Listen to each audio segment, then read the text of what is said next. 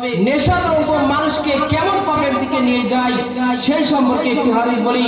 ইয়াসালুকা আনিল খামরি ওয়াল মাইসিরু কুল ফীহিমা ইসমুন কাবীর।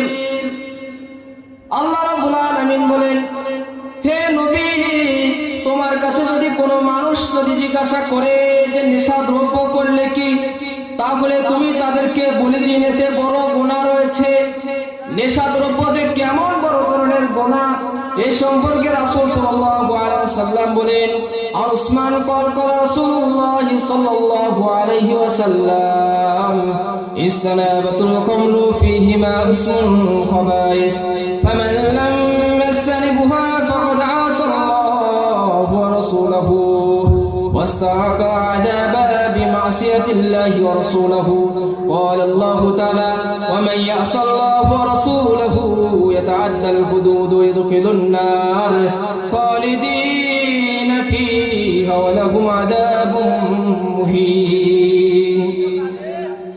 عن عثمان رضي الله عنه قال قال رسول الله صلى الله عليه وسلم, উসমান রাদিয়াল্লাহু আনহু থেকে বর্ণিত, তিনি বলেন রাসূল সাল্লাল্লাহু আলাইহি ওয়াসাল্লাম বলেছেন, ইসতানিবাতুল খামরু ফাইন্নামা হুমুল খাবাইস, তোমরা নেশাদ্রব্য থেকে বেঁচে থাকো, কেননা নেশাদ্রব্য হচ্ছে অশ্লীল কর্মের মূল কাণ্ড হচ্ছে নেশাদ্রব্য।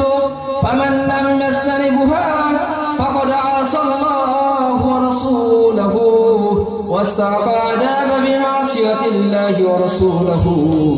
যে ব্যক্তি নেশাদ্রব্য থেকে বেঁচে থাকে না, আল্লাহ এবং তার রাসূলের নাফরমানি করে, আর যে ব্যক্তি আল্লাহ এবং রাসূলের নাফরমানি করে তারা হচ্ছে কঠোর শাস্তির হকদার।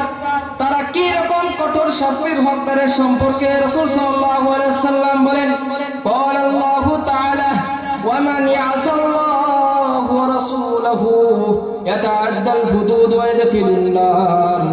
আল্লাহ তাআলা বলেন, রাসূল সাল্লাল্লাহু আলাইহি ওয়াসাল্লামের নাফরমানি করে, তার সীমা লঙ্ঘন করে, আল্লাহ তাআলা তাকে আগুনে প্রবেশ করাবেন এবং সেই ব্যক্তি চিরকাল চিরজীবন চিরজিন্দেগি সেই আগুনের মধ্যেই থাকবে।